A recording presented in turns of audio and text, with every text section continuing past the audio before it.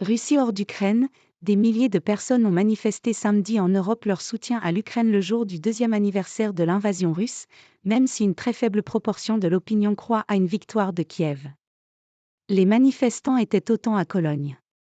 Plusieurs milliers d'autres ont été recensés à Francfort, Munich et Stuttgart notamment. Notre place à tous dans ce combat pour la liberté est aux côtés de nos amis ukrainiens, a déclaré lors du rassemblement de Berlin le maire de la ville, Kai Wegner. La porte de Brandebourg, qui du temps de la guerre froide longeait le mur ayant scindé la métropole en deux, doit être illuminée en soirée aux couleurs jaunes et bleues de l'Ukraine. L'Occident doit faire davantage pour soutenir l'Ukraine, dit à l'AFP Hachem Lobreué, un ingénieur de 58 ans venu manifester à Francfort. Si nous avons davantage d'armes, nous pourrons nous protéger et aussi récupérer les territoires conquis par la Russie dans l'est de l'Ukraine, renchérit Maxime Godovnikov, une Ukrainienne de 38 ans. Poutine assassin.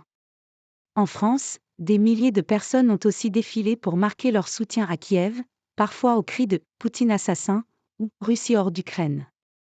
À Paris, Lille, Nord, Rouen, Ouest, Nice ou Toulouse, Sud, des Ukrainiens, des Français, souvent enroulés dans le drapeau jaune et bleu de l'Ukraine, se sont rassemblés pour dire leur solidarité mais aussi leur inquiétude au moment où les forces de Kiev, en manque d'armes et de munitions, sont dans une position très difficile face aux troupes russes.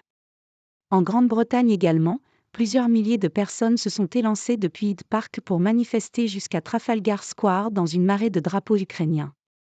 Tania Lubashenko, une Ukrainienne de 54 ans dont 25 au Royaume-Uni, rappelle que « tous les jours des gens meurent » et se plaint que « l'Occident ne fournisse pas assez d'armes malheureusement ».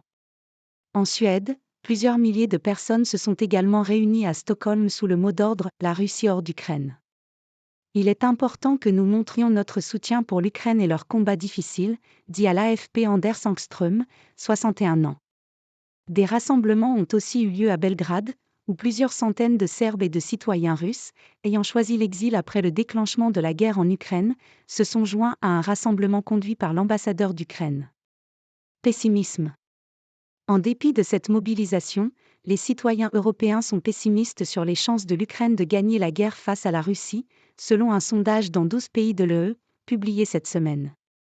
D'après cette enquête pour le groupe de réflexion Conseil européen pour les relations internationales, ECFR, seuls 10% des personnes interrogées prévoient une victoire de l'Ukraine sur le terrain. Quelques 20% anticipent celle de la Russie, tandis que 37% estiment que la guerre se finira par une forme de compromis.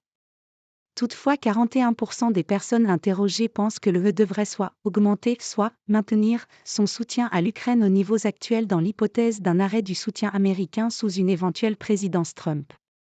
En Allemagne même, pays à la pointe de l'aide à l'Ukraine, après 2 ans de guerre, seulement 25% de la population croit à une victoire de Kiev, alors que 40% pensent le contraire.